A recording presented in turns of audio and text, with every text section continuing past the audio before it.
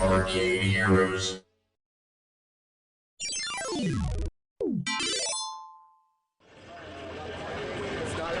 Greetings, it's Adam with ArcadeHeroes.com, and I'm here with another new fighting game. This particular one, Dynamite Bomb, is going to be exclusive for the XR Arcadia platform, just like Axel City 2, as the development of the game has been funded either completely or in great part by XR Arcadia themselves for their platform.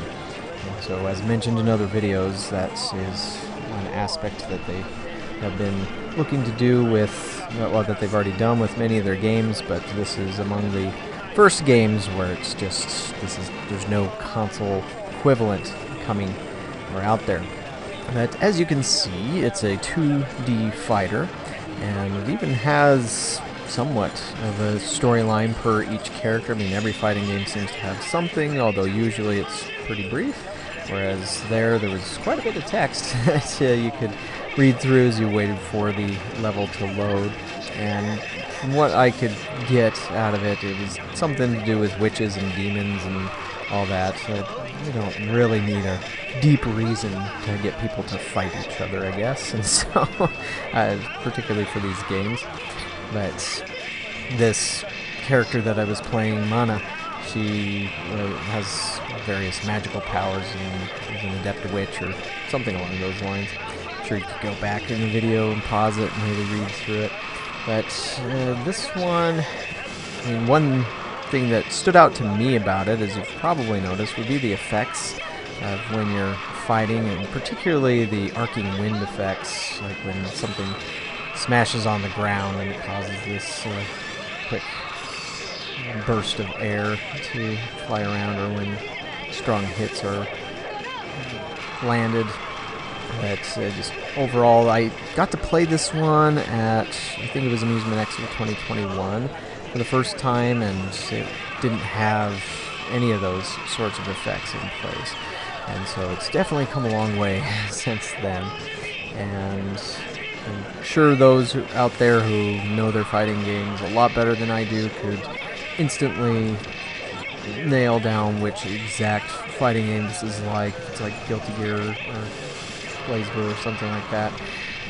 Unfortunately, well, as much as I have played fighting games, I haven't even gotten that deep into them, and so I couldn't tell you precisely. But one thing that EXA has focused on is keeping the gameplay area at the 4x3 viewport, I guess you could call it, and keeping it old school in that regard, and then having the panels on the sides taken up, at least with artwork, as opposed to, say, like black bars or something, which is something they really started to do in earnest with Samurai Showdown 5 Perfect.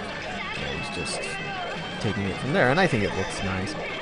But yeah, you could, if you wanted to, run an XR Arcadia on a 4x3, like a candy cab on a CRT even, and so that is possible, but most out there are probably doing that. But myself, where I have two EXA systems, I just run them on 4K or 1080p displays, 16:9 and all that.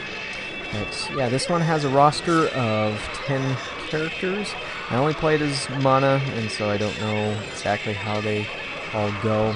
But if you want this particular game, if it interests you what you see, then ask your local arcade if they would be interested in getting something like an XR Arcadia and getting fighting games like this, and there are plenty of other fighting titles available for it.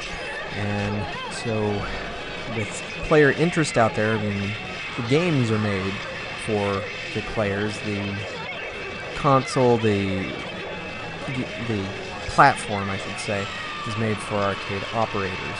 And so if you guys out there really are interested in this, it would be more effective to ask your arcade operator and then support them if they get one, as opposed to something that I've come across many times where somebody says, hey, I'd be here all the time if you had such and such game, and then if I did get the game, they never show up.